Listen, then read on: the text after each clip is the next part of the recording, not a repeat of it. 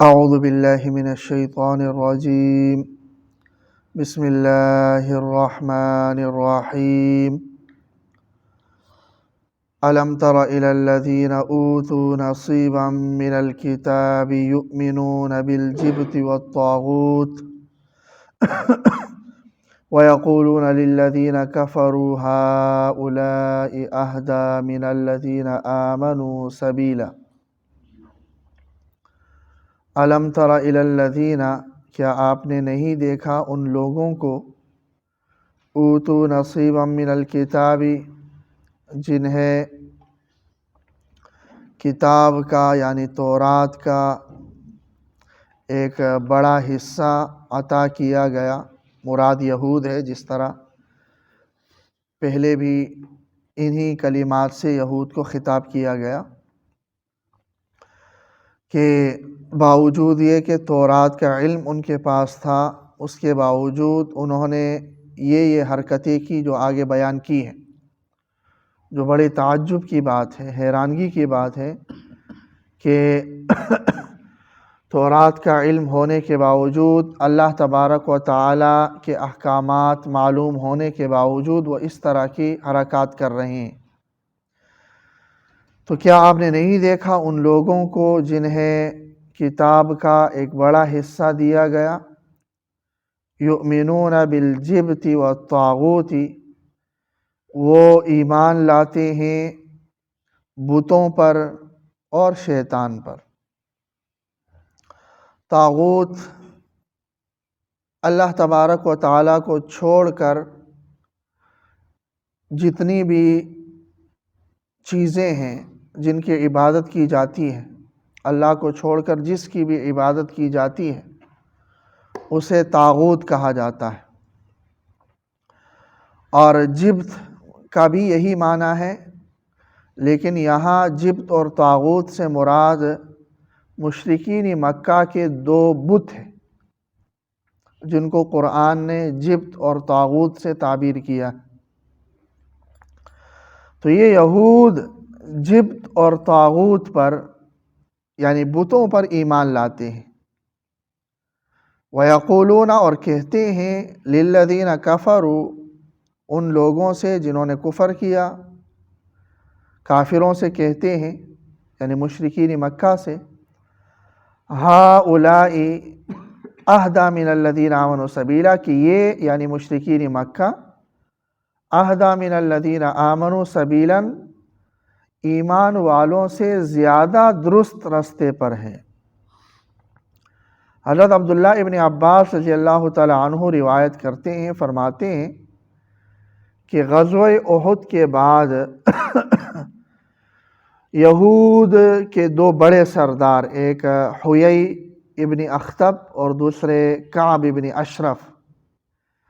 یہ مکہ مکرمہ گئے اور مشرکین کو اتحاد کی پیشکش کی کہ ہمارے ساتھ اتحاد کر لو اور ہم مل کر مسلمانوں پر حملہ کرتے ہیں۔ تو مشرکین کے سردار جو اس وقت ابو سفیان تھے، انہوں نے کہا کہ ہم تم پر کیسے اعتماد کر لیں، تم تو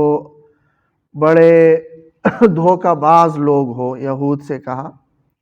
ہاں اگر تم ہمارے یہ بت جو ہے جبت اور طاغوت، ان کے آگے سجدہ کر لو اور ان کو مان لو تو پھر ہم تم پر اعتماد کر لیں۔ تو باوجود یہ کہ یہ یہود اللہ کے قائل تھے اور موسیٰ علیہ السلام پر ایمان لانے والے تھے اور تورات کے حامل تورات تھے، اس کے باوجود صرف مسلمانوں کی ضد میں اور مسلمانوں کی دشمنی میں انہوں نے ان کی یہ پیشکش قبول کی اور جبت اور طاغوت کے آگے سجدہ کیا۔ تو اللہ فرما رہے کہ کیا ان لوگوں کو آپ نے نہیں دیکھا، یعنی کتنی حیرانگی کی بات ہے کہ باوجود یہ کہ تورات کا ایک بڑا علم ان کے پاس ہے، وہ ایمان لاتے ہیں جبت اور طاغوت پر۔ تو اس کے بعد انہوں نے یہ پیشکش کی مشرکین مکہ کو کہ 30 افراد ہم میں سے اور 30 افراد آپ لوگ اپنے چنیدہ 30 افراد سامنے لے آئیں، اور ہم اپنے چنیدہ 30 افراد سامنے لے آتے ہیں، اور خانہ کعبہ کے سامنے ہم قسم کھائیں گے کہ ہم اتحاد کریں گے مسلمانوں کے خلاف اور ہم پیچھے نہیں ہٹیں گے۔ اور اس طرح سے انہوں نے اتحاد کیا۔ پھر ابو سفیان نے پوچھا کہ ہم تو جاہل لوگ ہیں، زیادہ ہمارے پاس، ہم آسمانی دعوت کے اور آسمانی کتاب کے بھی ہم دعوے دار نہیں ہیں، آپ لوگ تو پڑھے لکھے تصور کیے جاتے ہو، تو آپ بتاؤ کہ ہمارا یہ دین اچھا ہے یا محمد کا صلی اللہ علیہ وسلم؟ تو کعب بن اشرف نے پوچھا کہ بھئی تمہارا دین کیا ہے؟ تو ابو سفیان نے کہا کہ ہم حج کے موقع پر اونٹ ذبح کرتے ہیں، لوگوں کی مہمان نوازی کرتے ہیں، حاجیوں کا اکرام کرتے ہیں، اور رشتہ داریاں پالتے ہیں، اس کا خیال رکھتے ہیں، جبکہ محمد نے اپنے آباء و اجداد کے دین کے خلاف ایک نیا دین گڑھ لیا اور اپنے رشتہ داروں سے وہ کٹ گیا۔ تو کعب بن اشرف نے کہا کہ نہیں، پھر تو تمہارا دین ٹھیک ہے اور محمد صلی اللہ علیہ وسلم والعیاذ باللہ وہ گمراہ ہو چکے ہیں۔ تو گویا کہ باوجود یہ کہ یہود جانتے تھے کہ رسول اللہ صلی اللہ علیہ وسلم دین حق پر تھے، صرف اپنی سرداری چھن جانے کے خوف سے اور صرف رسول اللہ صلی اللہ علیہ وسلم سے ضد اور مسلمانوں سے ضد کی وجہ سے انہوں نے گویا کہ مشرکین مکہ کو درست کہا اور ان کے بتوں کے آگے سجدہ ریز ہو گئے۔ جس طرح کہ بنی اسرائیل کے اندر ہی ایک شخص جس کا ذکر سورہ اعراف میں ہے کہ اس نے موسیٰ علیہ السلام کے خلاف ان کا ساتھ دیا، جو کفار تھے ان کا ساتھ دیا، اور بہت بڑے عالم تھے، بلعام بن باعورہ نام بھی اس کا آتا ہے۔ تو بہرحال اللہ تبارک و تعالیٰ نے جس طرح اس پر لعنت کی، اور اسی طرح اللہ تبارک و تعالیٰ نے ان یہود پر بھی لعنت کی کہ صرف دنیاوی مفاد کی خاطر انہوں نے حق کو چھپایا اور ناحق کا ساتھ دیا۔ تو یہ بلعام بن باعورہ نے کیا، یہود نے کیا۔ تو جو کوئی شخص بھی محض مفاد کی خاطر، کسی کی خوشنودی کی خاطر حق کو چھوڑ دیتا ہے اور ناحق کا ساتھ دیتا ہے، تو وہ بھی انہی لوگوں کے صفوں میں۔ تو انہوں نے یہ کہا، ایمان لائے جبت اور طاغوت پر، وَيَقُولُونَ لِلَّذِينَ كَفَرُوا، اور کافروں سے کہا کہ هَؤُلَاءِ، یہ کافر اهْدَىٰ مِنَ الَّذِينَ آمَنُوا سَبِيلًا، یہ مومنین سے زیادہ درست رستے پر ہیں۔ اولئک الذین لعنہم اللہ، یہی لوگ ہیں کہ جن پر اللہ کی لعنت ہے، یہ ملعون ہے، یعنی اللہ کی رحمت سے یہ دور ہے۔ لعنت کا معنی اللہ کی رحمت سے دوری ہے، اور اللہ کی رحمت سے دور وہی شخص ہو سکتا ہے جس کا کافر ہونا یقینی ہو، یعنی جس کا خاتمہ بھی کفر پر ہونا یقینی ہو، وگرنہ جو شخص کافر نہیں ہے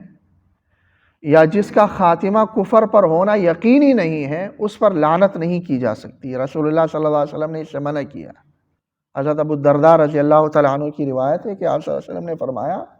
کہ کوئی شخص جب دوسرے پر لعنت کرتا ہے تو وہ لعنت جاتی ہے آسمان کی طرف، اور وہاں اس کے آسمان کے دروازے بند ہوتے ہیں، تو واپس آتی ہے، دائیں جانب جاتی ہے، پھر بائیں جانب جاتی ہے۔ جس شخص پر کی گئی ہے اگر وہ شخص اس کا مستحق ہو تو اس پر پڑ جاتی ہے، نہیں تو جس نے لعنت کی ہے اسی پر پڑ جاتی ہے وہ لعنت۔ اسی لیے آپ صلی اللہ علیہ وسلم نے لعنت کرنے سے منع کیا۔